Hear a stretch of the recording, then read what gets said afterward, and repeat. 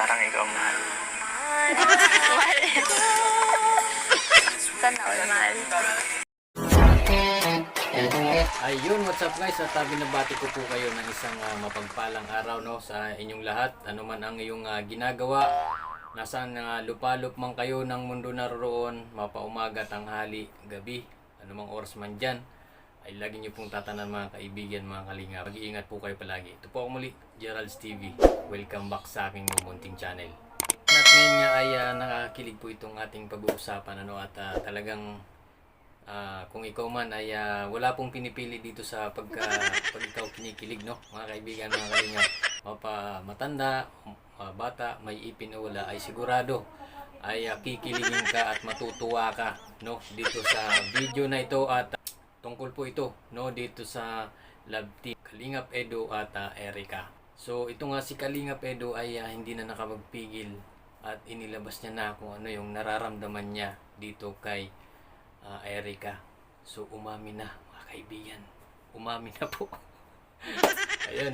So bago natin umpisahan yan mga kaibigan, mga kalingap, ay kung bago ka pa lamang dito sa ating channel, ay bisitahin nyo po ang channel ni Kalingap Rab, Kuya Balsanos Matubang at Ated na Vlogs. At syempre ang ating mga kasamang mga karepa no or ang Kalingap Reactors no ay suportahan po natin at bisitahin ang kanilang mga channel. At syempre ang ating mga kasamang mga Kalingap partners no. So yun, bisitahin niyo po at suportahan po natin ang lahat ng Team Kalingap.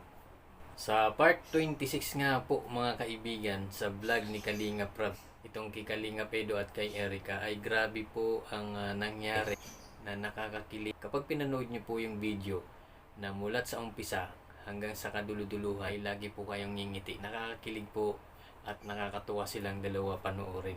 Parang hindi na nakapagpigil itong si Kalingap Edo dito kay Erica. At pinahapyawan po ito si Erica na sabihin kung ano yung nararamdaman ni Kalingap Edo. Narito ang isang video clip. Meron po tayong isang video clip no na ipapakita mula dito sa channel ni Kalingap Rab. So ito, panoorin po natin. Parang ikaw mahal. Mahal. Sana all mahal.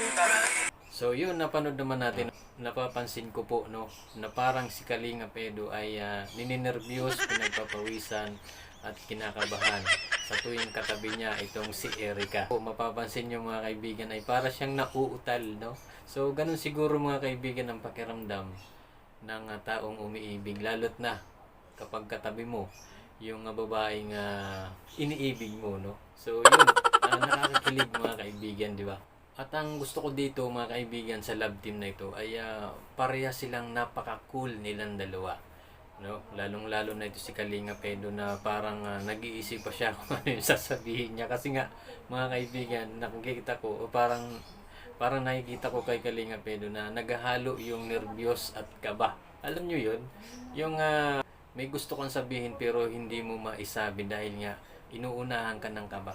Pero dito sa video ito mga kaibigan, talagang nagulat din ako mga kaibigan, mga Kalingap, dahil napahapyawan na sabihin niya Kalingap Edo at inamin niya na mahal niya nga itong si Erica no. So ito naman si Erica ay kinikilig din talaga, ay kinilig no dito kay Kalingap Edo doon sa kanyang sinabi no, sinabi ni Kalingap Edo. Wala ngang ibang nasabi si Erica ay sana all may minamahal or mahal no.